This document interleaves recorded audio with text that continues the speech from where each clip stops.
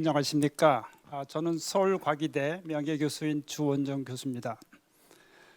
그리고 제가 2년 전에 은퇴를 했는데 은퇴 후에는 포도라는 회사를 창업을 해서 그 포도 회사 안에 엔지니어링 에듀케이션 컨설팅 센터라고 있는데 거기에 이제 우리 은퇴한 교수님들이 같이 참여하면서 본워크숍에 또 많이 참여하고 계십니다. 저는 이제 신임 교수님 마음가짐과 자세인데 교수님들이 워낙 열심히 잘하고 계실 것 같지만 조금이라도 도움이 될까 해서 이런 세션을 좀 만들어 봤습니다. 세션 학습 목표는 제가 어떻게 쓸까 하다가 실용적인 마음가짐과 자세를 가짐으로써 대학에 빠르게 적응하고 또 교수로서의 직업 만족도를 높이는 그런 이제 정했는데, 우리 교수님들은 우리 전통원격으로는 선생님 또는 스승님 이렇게 불리죠. 그런 거룩한 마음이 아니고 교수님들이 좀 효과적으로 대학에 빨리 적응하고 또 강의를 잘 하셔서 20-30년 동안 하시는 그 기간 동안 좀 행복하고 그런 라이프가 되도록 도와주려고 이런 세션을 만든 겁니다. 우리가 벌써 이제 제가 참여 교수님들 쭉 명단을 봤더니 1년 미만의 교수님들이 한 70%가 되고요. 한 학기만 마친 교수님들이 반이 넘더라고요. 아마 교수님들이 벌써 느꼈겠지만 가르치고 또 지금은 또 논문 페이퍼가 중요한 또 시대가 되다 보니까 또 연구 또 준비하느라고 엄청나게 바쁘실 것 같습니다. 그러다 보면 그런 일을 좀 하다 보면 강의는 제대로 준비 못하고 강의실에 들어가는 경우가 종종 많으실 것 같고요. 또 그러고 또 교실에 들어가면 학생들이 굉장히 피동적이잖아요. 그래서 열심히 떠들고 나오면 힘이 축 빠진, 왜냐하면 학생들이 집중도 안 하고 관심도 없으니까 그런 거를 아마 많이 경험하셨을 것 같고요. 그런데 우리는 정말 직업으로서 또는 개인으로서 잘 가르치고 싶은 교수가 되고 싶지만 사실은 한 번도 어떻게 가르치냐에 대해서는 트레이닝을 받은 적이 없습니다. 그런데 이런 좋은 교수법들이 세상에 널려 있는데, 그러니까 쉬운 방법이 많이 있는데 그것을 모르는 채 그냥 앞으로 나가게 되고, 제가 생각하기에는 많은 교수님들이 은퇴할 때까지 강의의 맛을 잘 모르고 아마 은퇴까지 가는 경우도 많이 있다고 생각합니다. 그래서 이 워크숍은 보통 연구에 의하면 신임 교수님들이 대학에 정착하는데, 그러니까 생산성을 내기 시작하는 데는 4-5년이 걸린다고 합니다. 이건 세계 논문 페이퍼에 나오는 얘기인데, 이런 교수법을 잘 학습하면 교수님들이 1년, 2년 안에 교수법이 강의가 자기한테 정착이 되면서 그 다음부터 생산성을 내기 할 수 있다고 그렇게 페이퍼가 얘기하고 있습니다. 교수법의 핵심은 이게 잘 가르친다는 거, 보통 잘 가르친다, 학생이 진짜 배움이 있었다 이러는 것이 어려운 것이 아니고, 여러분들의 강의 준비 시간을 절약하게 만들어주고, 그래서 교수님이 오히려 더 연구나 개인 활동 또는 가정 생활에 더 시간을 쓸 수 있게 되는 것이 핵심입니다. 보통 교수법 배우면 어렵고 그런 얘기를 많이 하는데 실질적으로는 그렇지 않습니다. 학생들의 불만은 교수님도 벌써 한 학기 지나면서 느꼈겠죠. 근데 학생들은 교수님이 가르치는 것이 무엇이 중요하고 무엇이 중요한지 모르겠다. 그리고 교수님들이 학생들이 지금 마음 상태가 어떤지 모른다. 근데 이거는 교수님들 우리가 컨설팅을 해보면 학생들이 지금 무슨 상황에 있는지 모르겠다고 그게 얘기를 많이 합니다. 그리고 아마 교수님들이 처음 이거를 가르칠 때 이게 어디에 쓰이는지 그거에 대해서 강의 더 충분한 얘기를 못 해주는 경우가 많이 있습니다. 사실은 교수님들이 현장 경험도 있고 또 다른 여러 가지 경험도 있어서 그거를 집어넣으면 좋은데 그걸 잘 집어넣지 않고 강의하는 경우가 많아서 학생 입장에서는 이게 왜 외우지? 이런 얘기가 많이 나오죠. 그리고 강의하면서 거의 멈춤이 없다 그러는데 저희 이 워크숍을 하는 이 교수님들 왜 리더스 그룹이라고 하는데 연구정보센터가 각 개인별 맞춤형 컨설팅 그런 것을 매년 하거든요. 그러니까 저도 작년 같은 경우는 한 7, 8번 했는데 교수님들 강의 PPT 자료나 또 동영상 내용을 보면 진짜 50분 동안 열심히 얘기하고 칠판에 쓰고 수식 유도하고 그러고 이제 강의를 하는데 사실 학생이 그 수용하는 그 한계를 훨씬 넘어서서 강의를 되게 많이 합니다. 그래서 학생들의 불만이 그거고요. 그리고 우리 신임 교수님들은 좀 열정이 높으실 것 같은데 좀 이제 부교수쯤 되고 넘어가면 강의에 대한 열정이 많이 떨어집니다.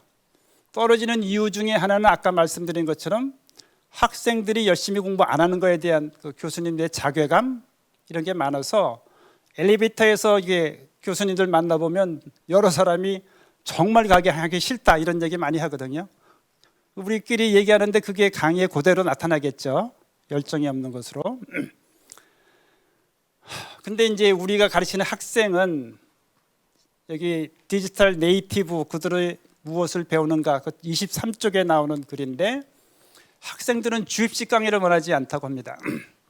그리고 존중받기를 원하고 또 자기가 열정적으로 뭔가를 하고 싶어하고 뭔가 만들고 싶어하고 프로젝트 수행하고 싶다. 요거는 좀 의견이 나뉠 텐데 학생들이 처음 프로젝트를 주면 굉장히 당황하고 또는 죽었다 이런 생각을 하는데 프로젝트 끝나고 나서는 굉장히 프로젝트 때문에 배움이 많았다.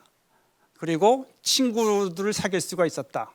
근데 저희가 2학년 프로젝트를 해봐도 한 번에 20, 30명 있으면 서로 아는 사람이 서로 많지 않아요. 근데 이런 프로젝트를 여러 군데서 하고 나면 그 프로젝트 하는 사람이 한 학기 내내 만나고 그러니까 친구 적어도 아는 사람이 생기는 거죠. 그래야 뭐 협동도 하고 커뮤니케이션도 하고 그렇겠죠. 그리고 결정권과 통제권을 나누어 갖고 싶어 한다. 이게 무슨 뜻이냐면 일방적으로 강의 듣는 것은 자기가 결정권이 전혀 없는 거죠. 근데 우리가 무슨 프로젝트를 한다 그러면 사실은 결정권이 학생들한테 있는 거죠.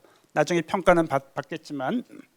그리고 프로젝트 평가를 학생들끼리 시키면 그것도 자기네들의 그 통제권이나 결정권을 가지는 거죠. 그런 거를 이제 좋아하는 거고, 그 다음에 협업하는 거를 좋아하고, 또한 그냥 협업이 아니고 그래도 경쟁이 좀 있는 챌린지한 그런 프로젝트를 이제 학생들이 좋아합니다.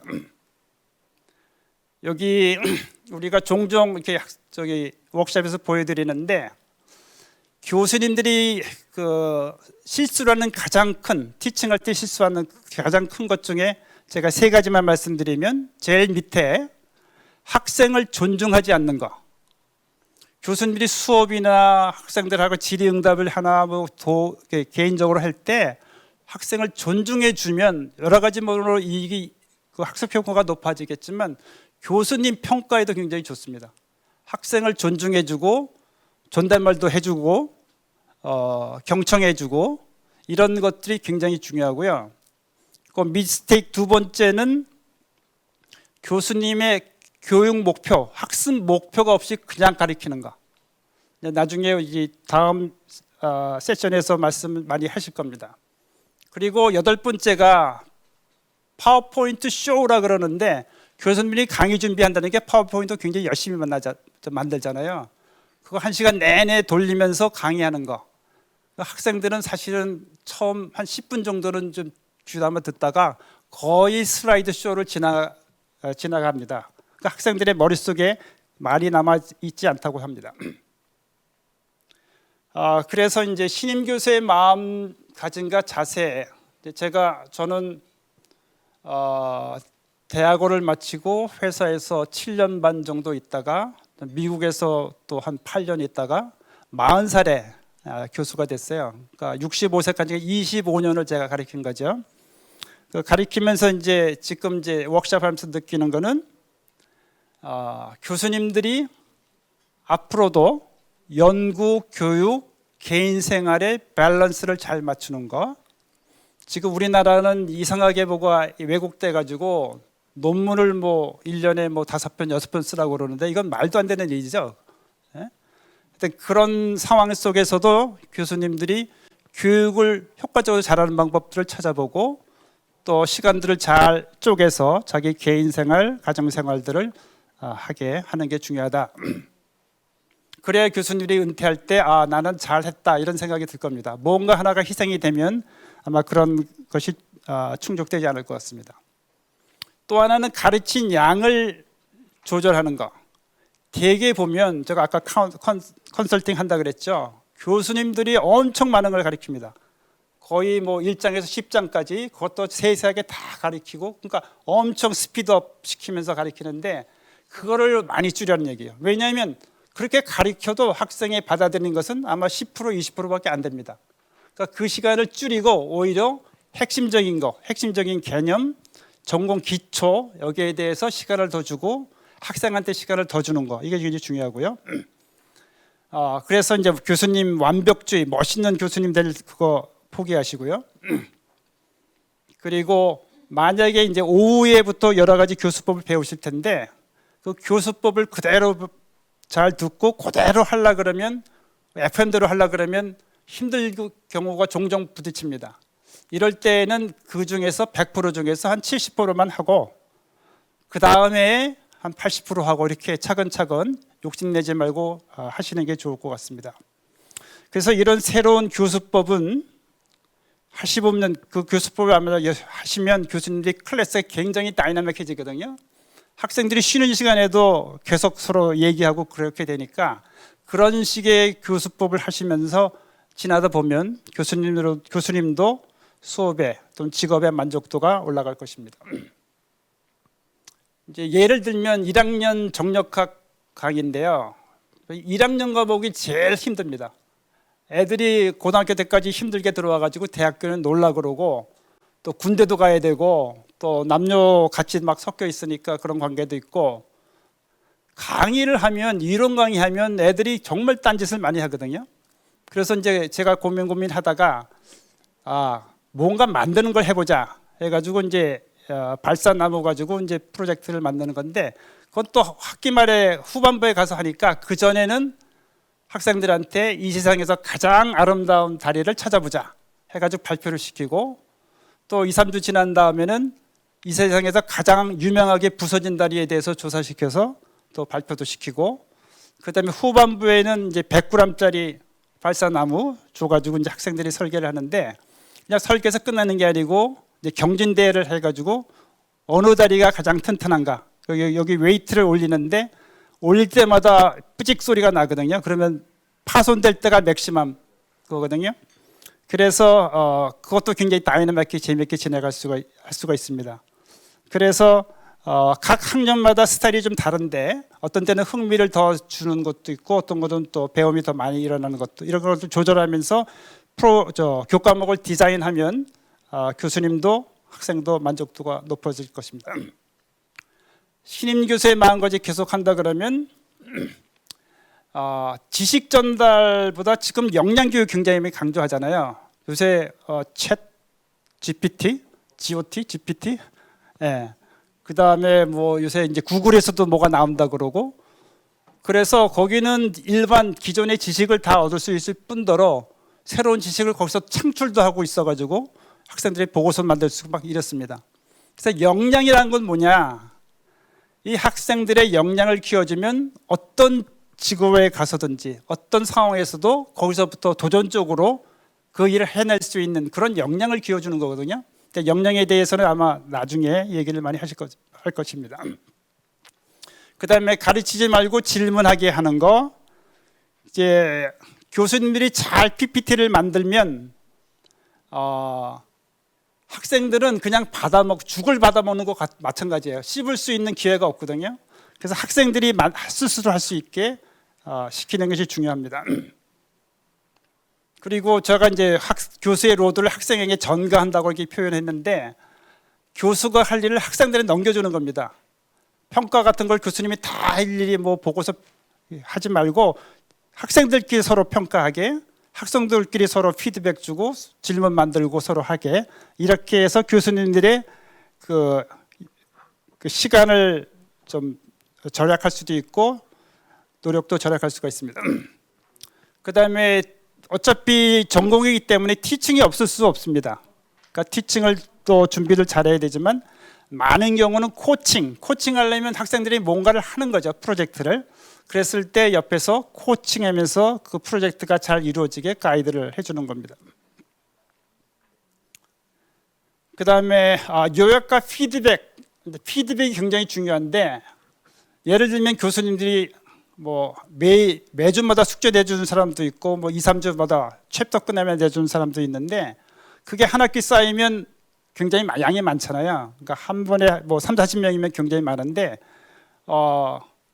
그거 채점 못하고 돌려주잖아요. 돌려준다기보다도 그냥 몇 개 레포트 냈는가 이것만 따지는데 피드백이 없으면 그건 학습 효과가 굉장히 떨어집니다. 그러니까 교수님들이 수업 시간에 요약도 자주 해주고 정리도 자주 해주고 중간중간에 피드백 자주 하는 게 굉장히 중요합니다. 가이드라인, 그러니까 교수님들이 그냥 숙제 내주고 과제 내주고 하지 말고 과제 제안 쓰면 과제 제안서를 어떻게 쓰는가 가이드라인. 시험하면 시험은 어떻게 학습 목표에 맞는 시험이 여기서 많이 나온다라고 얘기 좀 해주면 거기에 더 집중적으로 공부를 하겠죠. 여기 구글은 어떤 사람을 채용하는가. 두 번째 걸 보겠습니다. 학점 점수 시험에 대해서는 교수님이 읽어보시고 혁신을 위해 점점 더 협업이 필요한 이 시대의 세계는 소프트 스킬, 리더십, 겸손함, 협동심, 적응력, 배움에 대한 갈망, 뭐 재학습, 커뮤니케이션 스킬 이런 것들이 더 관심이 많습니다. 그러니까 교수님들이 강의 전공에서 이것들을 어떻게 배양시킬까를 이제 고민하는 때가 됐습니다. 이거는 저희가 한번 만들어 봤는데 교수님들이 한번 쭉 보시고 어떤 역량들이 있는가 보시면 되겠습니다. 그 외에 팁으로는 교수님들이 매 강의 끝나면 연구실에 돌아와서 자기가 느낀 점을 간단히 3분 이내로 적어서 노트를 쭉 해가면 그 다음에 강의하는데 굉장히 도움이 될 것입니다. 그리고 둘, 세 번째 전부 자기 혼자 다 하려 하지 말고 동료나 선배들 또는 외부의 자료들을 잘 활용하는 게 굉장히 시간을 절약하게 해줍니다. 그렇게 그걸 하다 보면 굉장히 교수님의 그 기간 동안 만족도가 높을 것이고 그 외에도 교수님의 개인적인 이야기, 뭐 가족 이야기도 될 수 있고 뭐 자기가 아팠으면 아팠던 얘기도 될 수 있고 실수한 얘기도 이런 것들을 사이사이 끼워 넣어주면 아마 어떤 학생들은 10년 후에 그때 그 교수님의 무슨 말씀이 나한테 굉장히 중요했다 뭐 이런 얘기들을 듣는 학생들이 찾아올 겁니다. 네, 여기서 마치겠습니다.